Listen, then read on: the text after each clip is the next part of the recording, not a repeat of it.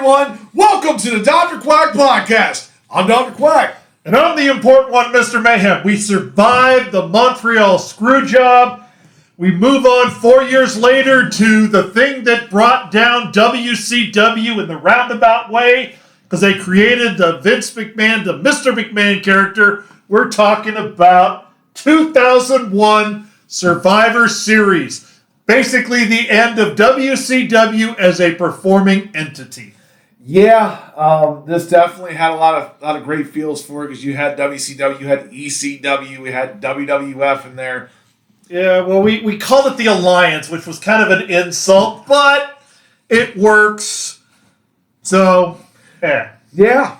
So let's get down to it. November 18th, 2001 at the Greensboro Coliseum. Yeah, North Carolina, Greensboro, North Carolina was the inventor of the Four Horsemen. It was also the first place the U.S. title was crowned. It was a big place for WCW. I don't know if it was intentional or not. It was kind of a little bit of a snub to WCW and Jim Crockett. But you're forgetting that's where Vince McMahon was born in North Carolina. Yes, right outside that area as well. So, like I said, I don't know if it was intentional or not. It just worked out that way. But it was a nice call-up. It let the Greensboro fans have some enjoyment. Yeah, it's a big tagline here. Winner take all, because that's what it was all about. On commentary, we had Paul Heyman and Jim Ross. I will say this. This was a little quieter. Paul Heyman, he was not so loud and always yelling extreme all the time. I thought he did a great job of really putting over that he thought the Alliance was going to win, and his banter back and forth with JR, where the two of them were talking about having to get new jobs. I really did like it. I thought it was the better time for those two together. You actually like Paul Heyman on commentary on something. For once. For what? Spanish commentary, Carlos Cabrero and Hugo Savinovich. They're great. They're awesome. Their table basically survived all the way through because we were out of the Attitude Era, and the Spanish announce table became a legend, not a weapon. Backstage interviewers, Michael Cole and Jonathan Coachman. I wish somebody would use them as a weapon and beat each other to death with them. That would be a lot more entertaining. I will say this, Michael Cole did become a pretty good play-by-play guy, but as a ring announcer, God, does he suck. Yes, and Coach wasn't much better. Yeah, speaking of ring announcer here, Howard Finkel. That was good. We can't touch Howard Finkel, but I want to go into the opening package that WWF did, where they really put over their own legend and their own history. Vince Sr., Vince Jr., all the big moments in WrestleMania and in WWF history. They did a really good job of trying to make the crowd want to support WWF in their survival as they move on past the Alliance. Yeah, they definitely did a great job with that package. I love that song, The End Is Near. That was a great one on there. But we got referees to talk about. We got Mike Chioda, Charles Robinson, Nick Patrick, Jim Corderas, Earl Hebner, Tim White, Jack Doe, Mike Sparks, and anybody else you can bring up. Teddy Long, who refereed the first match, and Charles Robinson didn't do anything on the main show. He may have done the pre-show match, which was, by the way, on WWF's MTV Sunday Night Heat. Yes. It was. This is back when they went back to MTV and it didn't work.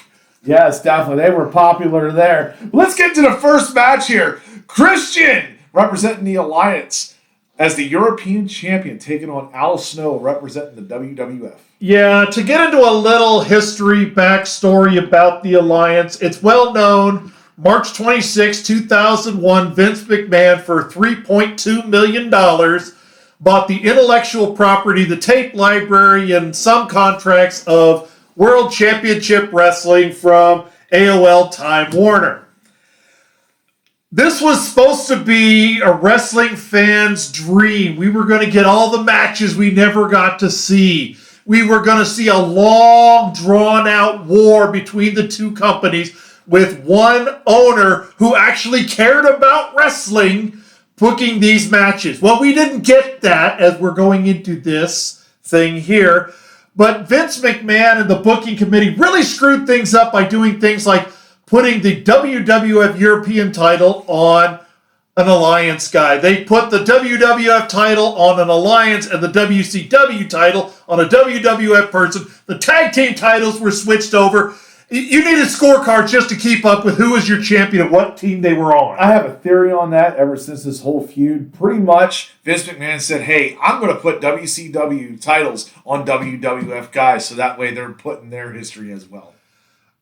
And that's possible, and it's fair. The problem was it wasn't done very well. It's a great idea and concept. Jericho and The Rock were tag team champions for a week and a half.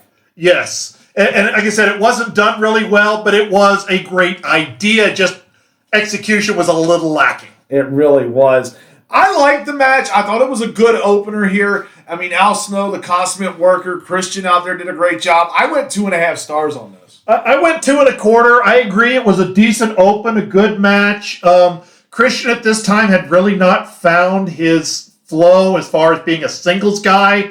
He was on the Alliance, and they were still referring to Edge as his brother, was on WWF. It was formulaic. It was a very simple match. Al Snow was usually a formulaic competitor. People he worked with, it was very structured how his matches were. But it was good. It wasn't inspired, but it was good. I went 2.25 with Christian retaining the European Championship. Yeah, that was a good finish on that. And now we move to a really short match here. William Regal taking on Tajiri with Torrie Wilson in the corner. Well, I actually want to go a little bit earlier because, like I said, this match was short and uninspiring. We started off with the Alliance upset at Stone Cold Steve Austin because the backstory had been there was a mole somewhere or somebody was causing problems in the Alliance. Everybody thought it was Stone Cold, and Stone Cold on SmackDown 3 days before had smiled at Vince McMahon. And so we get Stone Cold cutting I'm the leader, a motivational promo exactly on the Alliance, which switched to Vince and Linda talking about, Vince doesn't feel bad because Shane's going to get beat up, but Linda does, which led to a great promo, one of the better ones for those of you guys who are studying how to do promos. William Regal just reading the riot act of Vince McMahon, which did lead to this match. William Regal representing the Alliance against Tajiri representing the WWF, and Tajiri was the WCW Cruiserweight Champion. Yes, he was. Non-title match, by the way. Yeah. This match was kind of sloppy for these two guys who were the commissioner and his assistant. They really didn't have a lot of chemistry in the ring. The finish was kind of fast and out of nowhere. It really kind of felt like they were going along. They started to get their flow, and all of a sudden the referee went, "You guys are over time." Pretty much. So I enjoyed that because really they didn't have chemistry, like you said. And I'm going 2 stars on that. I went 1.75. These guys did have better matches later on, but God, this one was not good. For two guys who were fun to watch in the ring, they weren't fun together in this match. Yeah, it was just thrown together. I think it was just an extra match. Like, here, guys, go ahead on. Yeah. But yeah, moving along here, we got Edge, the U.S. champion, taking on the Intercontinental champion. Title for title here. Test. Yeah, Test. Remember him? He was the Intercontinental champion. I think he was being called a testicle at this time because he was with Stacy Keibler, and he was trying to sleep with Stacy Keibler, and Stacy Keibler wasn't having any of it. For a guy who is pretty much the representative of a bathroom break match, he actually won some titles. He won the European, he won the Intercontinental, he won the tag titles. Multiple times. Yeah. Won hardcore multiple times. This guy, they had nothing but high hopes for Andrew Martin, and Andrew Martin was his own worst enemy because he couldn't talk, he liked to show up late, and he liked to get drunk. Yeah, anytime you saw Val Venus take on Test on a Monday Night Raw, you were going to the bathroom. Yeah, but this was actually decent. Edge did a good job of showing he was starting to get looked at in a lot of singles runs. He's still a couple of years away from his first world title victory, but they were really starting to see the upside of Edge. They put him out there with Test, and he pulled a decent match. 2.75 star match out of Test. Edge won the United States and Intercontinental Champions, merging the WCW's version. The U.S. title in existence today is not the same title, although they merged the history later. but they originally just created the U.S. title because they needed something to put on SmackDown. Yes. Most of this match, though, was really kind of boring. They really stepped it up at the end. I think that was on purpose. Yes. They were looking for the boring so they could have a really hot and exciting ending, and they did it pretty well. I really enjoyed this. The decency, or the decent finish, 2 3/4. Yeah, I'm with you on that. 2 3/4. I enjoyed the victory roll for the finish there. I mean, that was a great way to end this match. I mean, Edge was looking like he was about down and out and then got the victory. I thought this was one of the better matches on the card. Yes, definitely. And now, what we got now here? Oh, yeah. This one here, this was a good one. Tag team cage match here. Dudley Boys with Stacy Keibler taking on the Hardys with Lita. Yeah, the Duchess of Dudleyville, as they called Stacy Keibler here. That didn't last too long, did it? Thank God it didn't. I didn't understand why they put the tag team match inside of a cage. It was basically to give Jeff Hardy something to bump off of. It was really the only purpose it served. But it was a really, really good match. I'm going to say this. The Attitude Era, yes, it's known for Stone Cold Steve Austin. Yes, it's known for The Rock. Yes, it's known for the creation of Triple H. And yes, it's known for Mankind. But I'm going to tell you, the tag team divisions in the Attitude Era, they are more remembered now from the standpoint of TLC matches have their own pay-per-view created by tag teams. Nobody has a Stone Cold Steve Austin pay-per-view, but you do have a TLC pay-per-view every year. You might give Hunter ideas on that one. Please don't, Hunter. I'd rather see a pay-per-view of the game than I would of Stone Cold. Oh, no. And I'm a Stone Cold fan. But this match was really good. I went 3.5 stars on this one.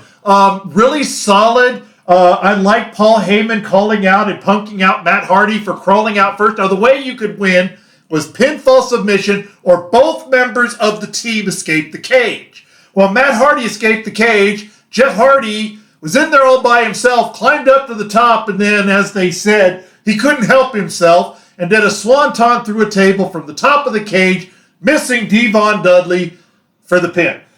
Yeah, I mean, it was great theatrics, but yeah, that's the reason for the cage. I'm going to go with that. I'm with you. I'm going 3.5 stars. Yeah. I thought it was a very quality match. It was exciting. It kept me motivated. It was like, all right, what's going to come up next? And these guys, I can't think of a bad Dudley, Edge and Christian, or Hardy Boy match when the three of them are in some kind of tag team or triple. I can't think of one.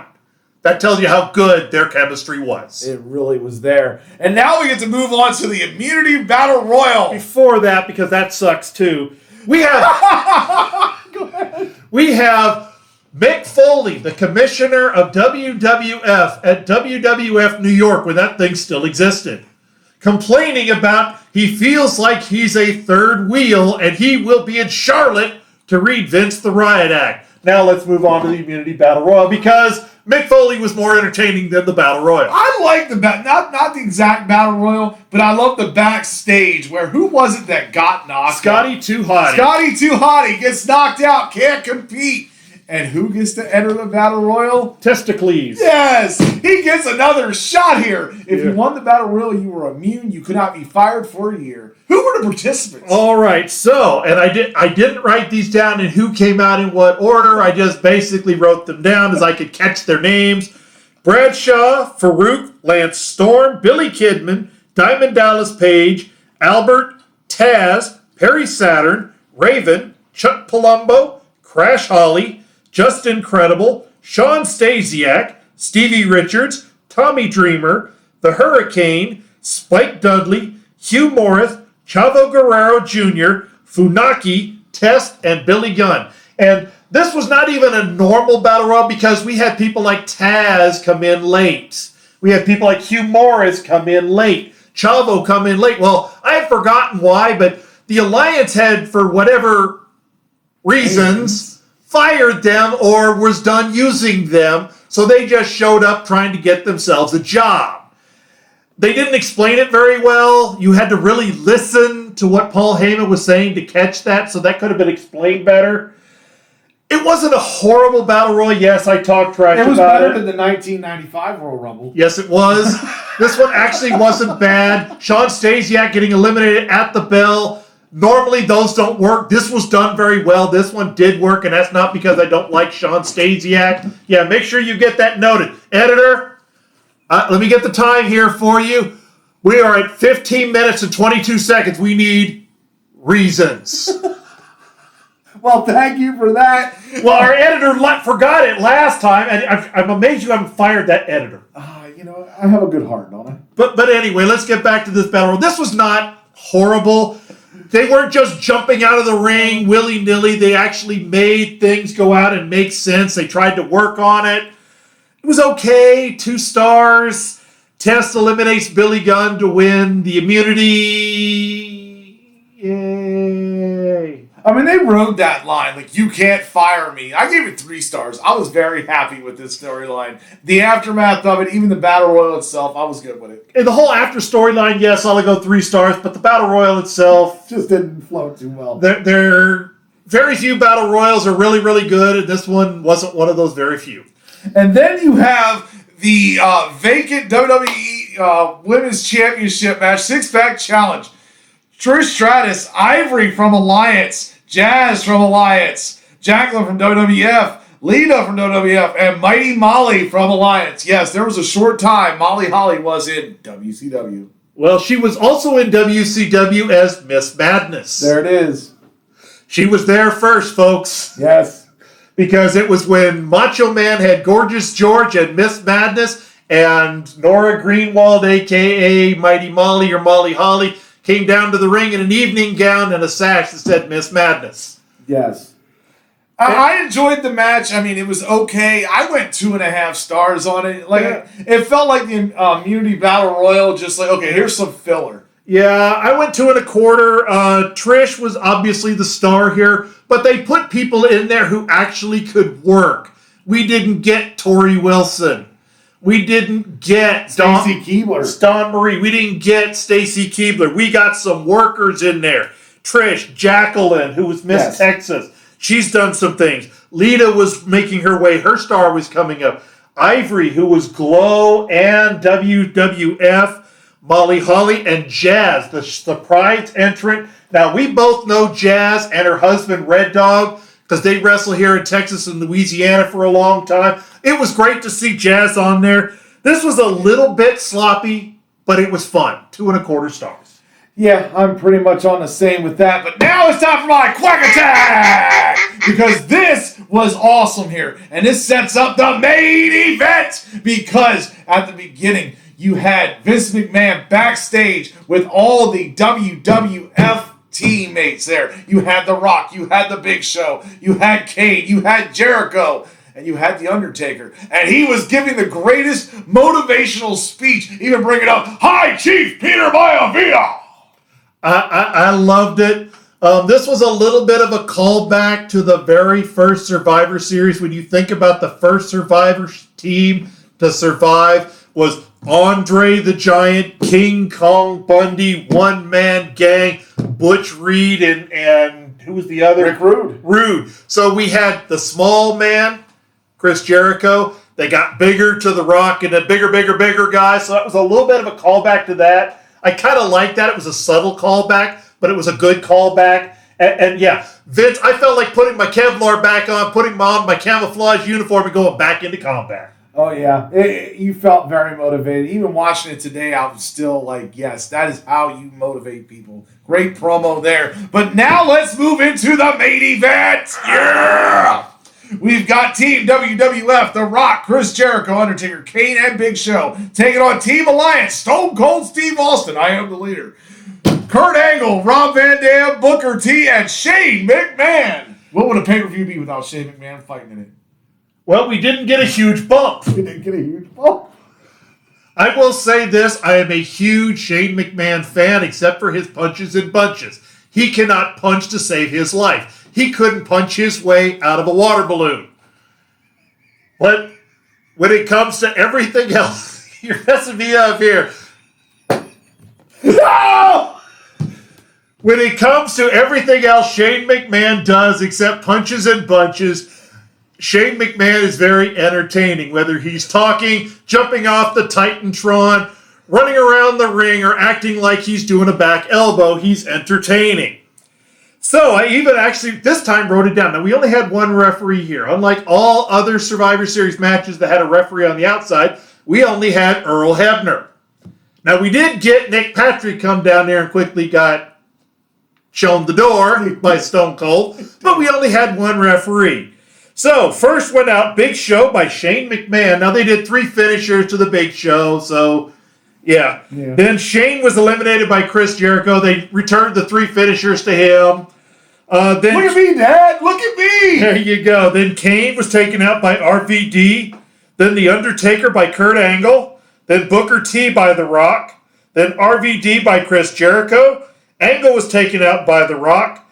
Chris Jericho was taken out by Austin. And Stone Cold Steve Austin, the last person eliminated because the real turncoat, Kurt Angle, hit him with the belt, and The Rock pinned Stone Cold Steve Austin to keep WWF in business. Yeah, I definitely enjoyed the Kurt Angle turn, especially that Monday night. If you go watch the Raw after this show, it was definitely great because Kurt Angle's very upset that nobody congratulated him, and Vince was like, "Here, I'm going to present you the title, pal." You know, it was great, the match itself. Jericho coming out and interfering. I enjoyed this. I went 4 stars. This was probably one of the most memorable Survivor Series matches. This match was well-timed, well-paced. Now, unfortunately, I could only go 3.5 stars because it was segmented, as in, yes, The Undertaker is a Hall of Famer. Yes, he was at a Decade of Destruction, multiple-time world champion, but he was kind of the cutoff point between the mid-cards, the undercard.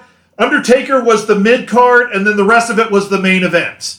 So it really felt a little kind of, they were building it up as they went, but you could tell it was noticeable.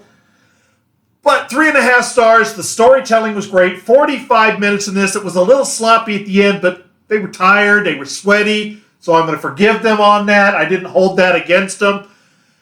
I really enjoyed this one. Well, Vince McMahon threw a boatload of money away by not booking the invasion angle properly. At least he gave it a proper send-off. And if you're looking for a way to properly book the invasion angle, go look up Jim Cornette, because Jim Cornette explains it perfectly. But I feel like I'm forgetting something here.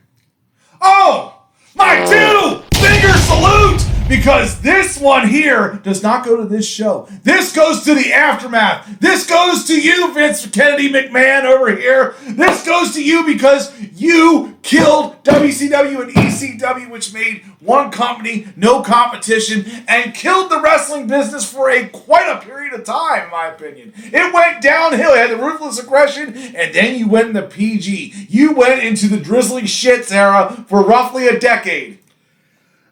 That's fair. I said it many, many years ago, and I'll continue to say it. If Vince McMahon would have been smart and not been so gung-ho about saying he killed WCW, he bought his competition, he should have put his own people in charge of WCW, not bothered to open or not keep SmackDown alive, or even he could have kept SmackDown, and he could have had a WCW, a Raw, and a SmackDown, and they could have chased each other around the country, and they could have had 3 shows going on with 3 televisions, 3 revenues from income from sponsorship and commercials, 3 pay-per-views. They could have had some where they were coming together. There would have been more competition. Raw versus SmackDown is not competition. He should have kept them all totally segregated, different feels. You're right. He's still struggling with it. TNA was never competition. Ring of Honor was never competition. AEW's proving it's not competition. So until somebody comes along who's competent, whose name is not Tony Khan, and doesn't run their wrestling company like WCW, or does not run their wrestling company like the inmates run the asylum, Vince McMahon is the only game in town. Thank God at least he's retired. Triple H cares more about putting over the workers and not putting over WWF. And I meant that on purpose, Triple H. My name. You can remember us. If you need a commentary team, here we are.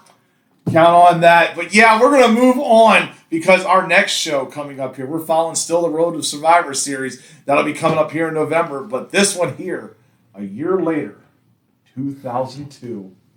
And there's something very significant about this show. Do you remember? Yeah. Oh, yeah. 4.5 tons of steel and chain. And thanks, Eric Bischoff. Block, block. Well, that's the end of our show. I'm Dr. Quack. I'm the important one, Mr. Mayhem. We joke, we kid. Like, share, subscribe, follow.